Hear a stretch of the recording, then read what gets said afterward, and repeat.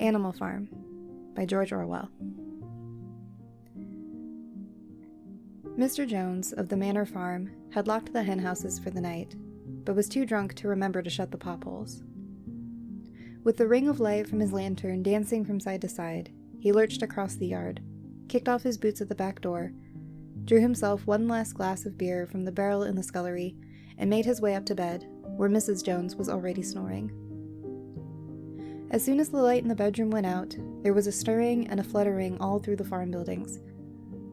Word had gone round during the day that old Major, the prize middle white boar, had had a strange dream on the previous night and wished to communicate it to the other animals.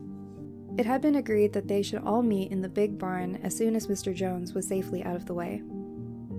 Old Major, so he was always called, though the name under which he was exhibited was Wellington Beauty, was so highly regarded on the farm that everyone was quite ready to lose an hour's sleep in order to hear what he had to say. At one end of the big barn, on a sort of raised platform, Major was already ensconced in his bed of straw, under a lantern which hung from a beam. He was 12 years old and had lately grown rather stout, but he was still a majestic-looking pig, with a wise and benevolent appearance in spite of the fact that his tusses had never been cut. Before long, the other animals began to arrive and make themselves comfortable after their different fashions. First came the 3 dogs, Bluebell, Jessie, and Pincher, and then the pigs, who settled down in the straw immediately in front of the platform. The hens perched themselves in the windowsills, the pigeons fluttered up to the rafters, the sheep and cows laid down behind the pigs and began to chew the cud. The 2 cart horses, Boxer and Clover, came in together, walking very slowly and setting down their very hairy hooves with great care, lest there should be some small animal concealed in the straw. Clover was a stout, motherly mare approaching middle life, who had never quite got her figure back after her 4th foal. Boxer was an enormous beast, nearly 18 hands high, and as strong as any 2 ordinary horses put together. A white stripe down his nose gave him a somewhat stupid appearance, and in fact he was not of first-rate intelligence, but he was universally respected for his steadiness of character and tremendous powers of work. After the horses came Muriel, the white goat, and Benjamin the donkey. Benjamin was the oldest animal on the farm, and the worst-tempered. He seldom talked, and when he did, it was usually to make some cynical remark. For instance, he would say that God had given him a tail to keep the flies off, but that he would sooner have no tail and no flies. Among the animals on the farm, he never laughed. If asked why, he would say he saw nothing to laugh at. Nevertheless, without openly admitting it, he was devoted to Boxer. The 2 of them usually spent their Sundays together in the small paddock beyond the orchard, grazing side by side and never speaking. The 2 horses had just laid down when a brood of ducklings, which had lost their mother, filed into the barn, cheeping feebly and wandering from side to side to find some place where they could not be trodden on. Clover made a sort of wall around them with her great foreleg, and the ducklings nestled down inside it, and promptly fell asleep. At the last moment, Molly, the foolish, pretty white mare who drew Mr. Jones's trap, came mincing daintily in, chewing at a lump of sugar. She took a place near the front and began flirting her white mane, hoping to draw attention to the red ribbons it was plaited with. Last of all came the cat, who looked around, as usual, for the warmest place, and finally squeezed herself in between Boxer and Clover, where she purred contentedly throughout Major's speech, without listening to a word of what he was saying. All of the animals were now present, except Moses, the tame raven, who slept on a perch behind the back door. When Major saw that they had all made themselves comfortable and were waiting attentively, he cleared his throat and began. Comrades, you have heard already about the strange dream that I had last night, but I will come to the dream later. I have something else to say first. I do not think, comrades, that I shall be with you for many months longer, and before I die, I feel it's my duty to pass on to you such wisdom as I have acquired. I have had a long life. I have had much time for thought as I lay alone in my stall, and I think I may say that I understand the nature of life on this earth as well as any animal now living. It is about this that I wish to speak to you. Now, comrades, what is the nature of this life of ours? Let us face it. Our lives are miserable, laborious, and short. We are born, we are given just so much food as to keep the breath in our bodies, and those of us who are capable of it are forced to work to the last atom of our strength, and the very instant that our usefulness has come to an end, we are slaughtered with hideous cruelty. No animal in England knows the meaning of happiness or leisure after he is a year old. No animal in England is free. The life of an animal is misery and slavery. That is the plain truth. But is this simply part of the order of nature? It is because this land of ours is so poor that it cannot afford a decent life to those who dwell upon it? No, comrades, 1,000 times no. The soil of England is fertile. Its climate is good. It is capable of affording food in abundance to an enormously greater number of animals than it now inhabited. This single farm of ours should support 12 horses, 20 cows, hundreds of sheep, and all of them living in a comfort and a dignity that are now almost beyond our imagining. Why then do we continue this miserable condition? Because nearly the whole of the produce of our labor is stolen from us by human beings. There, comrades, is the answer to all of our problems. It is summed up in a single word: man. Man is the only real enemy we have. Remove man from the scene, and the root cause of hunger and overwork is abolished forever. Man is the only creature that consumes without producing. He does not give milk. He does not lay eggs. He is too weak to pull the plow. He cannot run fast enough to catch rabbits. Yet he is lord of all the animals. He sets them to work. He gives back to them the bare minimum that will prevent them from starving, and he keeps the rest for himself. Our labor tills the soil, our dung fertilizes it, and yet there is not one of us that owns more than his bare skin. You cows that I see before me, how many thousands of gallons of milk have you given during this last year? And what has happened to that milk that should have been breeding up sturdy calves? Every drop of it has gone down the throats of our enemies. And you hens, how many eggs have you laid this last year, and how many of those eggs ever hatched into chickens? The rest of us have all gone to market to bring in money for Jones and his men. And you, Clover, where were those 4 foals you bore, who should have been the support and pleasure of your old age? Each was sold at a year old. You will never see one of them again. In return for your 4 confinements and all your labor in the fields, what have you ever had except your bare rations and a stall? And even the miserable lives we lead are not allowed to reach their natural span. For myself, I do not grumble, for I am one of the lucky ones. I am 12 years old and have had over 400 children. Such is the natural life of a pig. But no animal escapes the cruel knife in the end. You young porkers who are sitting in front of me, every one of you will scream your lives out at the block within a year. To that horror we all must come. Cows, pigs, hens, sheep, everyone. Even the horses and the dogs have no better fate.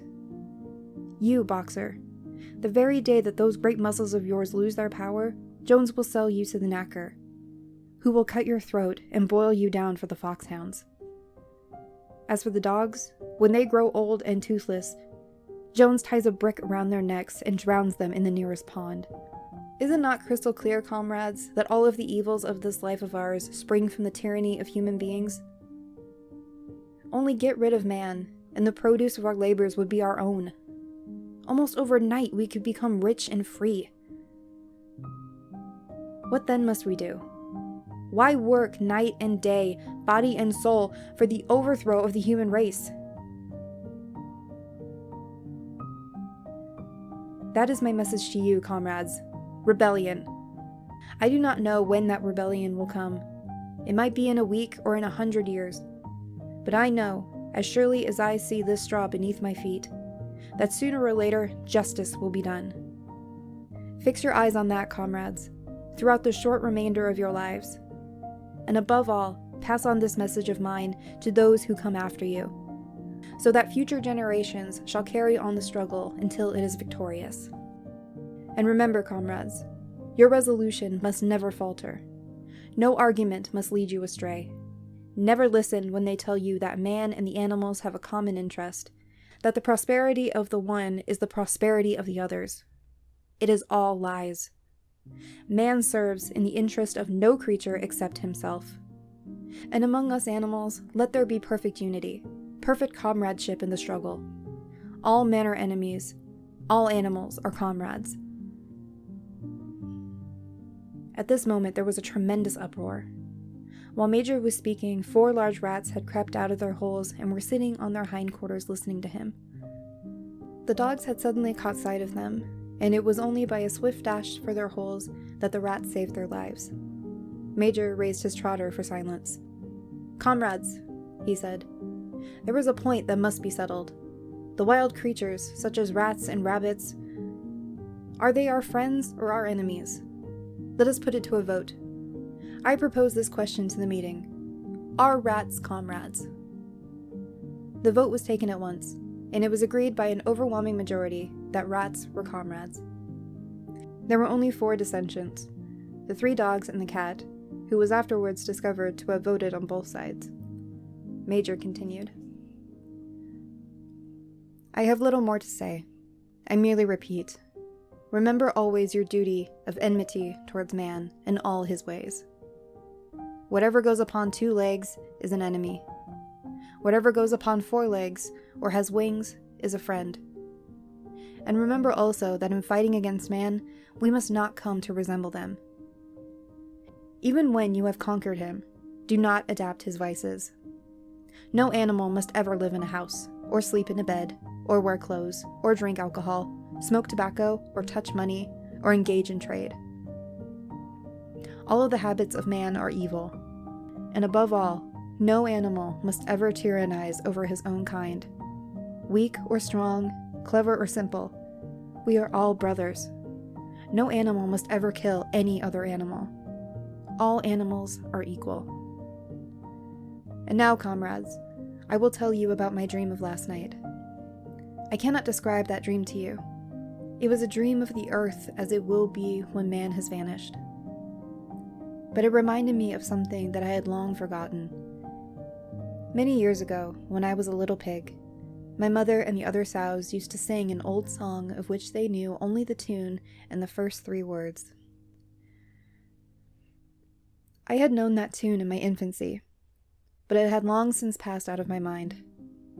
Last night, however, it came back to me in my dream. And what is more, the words of the song also came back. Words, I am certain, which were sung by the animals of long ago and have been lost to memory for generations. I will sing you that song now, comrades. I am old and my voice is hoarse, but when I have taught you the tune, you can sing it better for yourselves. It is called Beasts of England. Old Major cleared his throat and began to sing. As he had said, his voice was hoarse, but he sang well enough that it was a stirring tune, something between Clementine and La Cucaracha. The words ran: Beasts of England, beasts of Ireland, beasts of every land and clime, hearken to my joyful tidings of the golden future time. Soon or late the day is coming, tyrant man shall be overthrown, and the fruitful fields of England shall be trod by beasts alone. Rings shall vanish from our noses, and the harness from our back. Bit and spur shall rust forever, cruel whips no more shall crack. Riches more than mind can picture, wheat and barley, oats and hay, clover, beans, and mango wurzels shall be ours upon that day. Bright will shine the fields of England, purer shall its waters be, sweeter yet shall blow its breezes on the day that sets us free. For that day we all must labor, though we die before it break. Cows and horses, geese and turkeys, all must toil for freedom's sake. Beasts of England, beasts of Ireland, beasts of every land and clime, hearken well and spread my tidings of the golden future time. The singing of this song threw the animals into the wildest excitement. Almost before Major had reached the end, they had begun singing it for themselves. Even the stupidest of them had already picked up the tune and a few of the words. And as for the clever ones, such as the pigs and dogs, they had the entire song by heart within a few minutes. Even then, after a few preliminary tries, the whole farm burst out into Beasts of England in tremendous unison. The cows lowed it, the dogs whined it, the sheep bleated it, the horses whinnied it, the ducks quacked it. They were so delighted with the song that they sang it right through 5 times in succession, and might have continued singing it all night if they had not been interrupted. Unfortunately, the uproar awoke Mr. Jones, who had sprang out of bed, making sure that there was a fox in the yard. He seized the gun that was always stowed in a corner of his bedroom, and let fly a charge of No. 6 shot into the darkness. The pellets buried themselves in the wall of the barn, and the meeting broke up hurriedly.